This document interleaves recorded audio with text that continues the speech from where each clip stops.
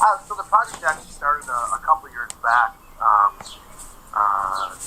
probably about 2 years ago, before I signed on with WWE. Kind of when I was in between, I had some time, and I started the project with Mike Tully, and we were pretty much, I'd say, 75% of the way through, 80% of the way through with the process when I signed with WWE. At that point, it kind of got put on the back burner for a little bit. Kind of had to focus on the new endeavor there, and now we felt it was a good time. We were able to finish it up and get through the publishing process and put it out now. We're pretty excited. Great. Okay. So what was you've been vegan since, 2011? Yeah, right around then. I stopped eating meat in 2000, and then in 2011, kind of after going back and forth for some years, I completely transitioned off all the dairy and the eggs as well, and all the other animal products such as gelatin and those other types. Yeah, great. And so what was that? Was it a big eureka, I need to write this book, or was it something that you kept thinking about and started to emerge? Yeah, I think it was something that was kind of in the back of my brain for a while, and I think because on my journey, really even since becoming vegetarian in 2000, it seemed that people were more inquisitive more and more, and the people I was around, whether it was fans or it was friends or family, they all tend to ask the same questions, and I'm sure anyone who's familiar with vegan lifestyle can rattle off those top 10 questions that they always get asked, and I could see my fans had some knowledge for wanting to understand my choices a little better. So I thought it might be kind of cool to put something together, just kind of outline my journey. It's not really a cookbook.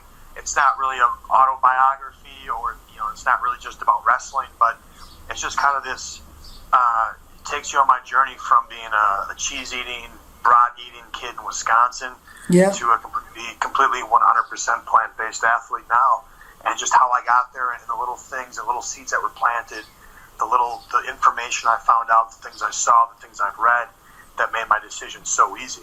I see. Yeah. Okay, great. So what were those? Can you, in the book, you're going to tell us about what started off that transition. What were they? Oh, well, I mean, and that's the thing, I don't want to give the book away, right? No, of course not. Now, don't need to read the book. But there were a bunch of little moments. There were some seeds that were planted, when I was a little kid at my grandma and grandpa's farm, that sprouted later in life. There was actually starting to realize where my food was really coming from, and it wasn't from my grandma and grandpa's farm, like you think it is. And just peeling back the layers of the food industry and realizing that the foods that are put out for me to consume are put out there by corporations, and that they control the message. And when you really start, again, you follow the money trail and you realize these very things that we're being told to eat are the very things making us sick. And it's interesting that, I released my book last week, and last night on Netflix I watched the documentary that just got released called What the Health. Yeah. And it's so in tune with the message my book, I think, is really trying to preach, is that we live in a corporate food system, and the very entities that are there to protect us, the very entities that are writing our guidelines of what we should eat to be healthy, are in bed with the very people who are feeding us poisonous food that are making us sick, that send us to the pharmaceutical companies, who then turn around and send us back to eat the bad food. And it's this vicious cycle. And sure. If you look, that's why our, especially in the United States, our rates of obesity and the amounts of deaths that are due to things that are completely controllable by eating a healthy diet. A healthy diet isn't dairy, isn't meat, isn't eggs. Yeah. It's a plant-based whole food diet. And I will say the initial seed that got planted, really the initial thing that was said to me that made me just even go down this road was this, I got out of college, and I kind of started, trying to figure out who I was, started hanging out with some different types of people, different crowds, traveled around the country a little bit, meeting different people with different mindsets, and this guy that I was traveling with just said, hey man, you really shouldn't eat, red meat, pork, it's not good for you. Yeah. And it was just that simple statement, and I never really thought about it, right? Ice cream's not good for you, cookies aren't good for you, candy's bad for you, soda's not good, but red meat, pork, what do you mean it's not good for me, right? Yeah. Right? I never put in those equations, So it was just some simple statement, and him really, as we're traveling these roads, really like, yeah, pork this and the red meat this, and I'm going, really? Like, no, like, really? I had no idea. So that simple statement, that led me, like a lot of people know, I just eat chicken and fish, right? Like, that's the first little step, because you need something better for yourself. And then you peel back that layer and you go, oh, well, maybe the chicken or the fish isn't any better for me. And as you keep peeling back layers, you keep going, well, Jesus, what are they trying to feed me that is good for me? Sure. And so it just became this journey of as I tell people, like, for a lot of us, they make it easy to keep our head in the sand. They make it easy for us to not really look and accept the realities of the food industry. Absolutely. The food industry. Yeah. And I'm someone that once my head was out of the sand, and once I started connecting the dots, I couldn't disconnect them, and I couldn't put my head back in the sand and pretend I didn't know what I knew. I mean, people are coming from the health aspect, they're coming from the animal aspect, there's also environment, there's sustainability of food supply, enjoyment, even spiritual reasons. Have any of those affected you? I think all of them. I mean, that's the beauty of it. Like, and for the people who argue against it, and this is the one thing that has been my counter argument. What do you have to lose? Sure. Like, what's the downside by trying it, right? I mean, for some of these people I see on 4 or 5 medications a day, or they're being told, they're sick or what. And if you think there's a chance that you can become healthy by eating a plant-based diet, what do you have to lose? Sure. And again, whether you do it for your own individual health, whether you want to do it because you're helping the environment, because the environment's important. Listen, our factory, meat industry causes more environmental damage than all of our automobile industry combined.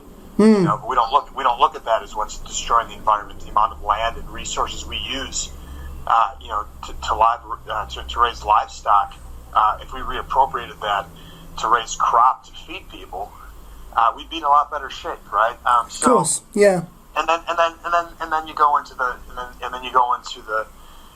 one that can touch people a little sensitively, and that's the humanity of what we're doing to other living creatures. Sure.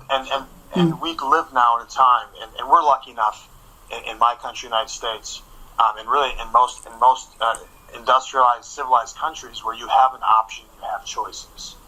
And it doesn't mean that necessarily where you live you might be able to be 100% vegan or plant-based, but we're so misguided because we've been raised to think that we need to live in the other extreme, where it's like anti-veganism. It's like every time we sit down and eat, we're always consuming animal products. Yeah. And I ask people that, they say, oh, it's really extreme. You live a really extreme lifestyle, never eating animal products. And I go, well, don't you? Because every time you sit down, you eat them. Think of the last meal that, and I say it, growing up, the last meal, think of a meal you have where you don't have meat, dairy, or eggs in it. And most people look at me and they're just kind of baffled because they can't recall the last one they sat down and didn't contain one of those 3 things. And, which is why your diet and my diet looks extreme, because they have a limited view of what food is. Well, right, and it's all learned. It is all learned. Yeah. It's all learned. And that's we're not.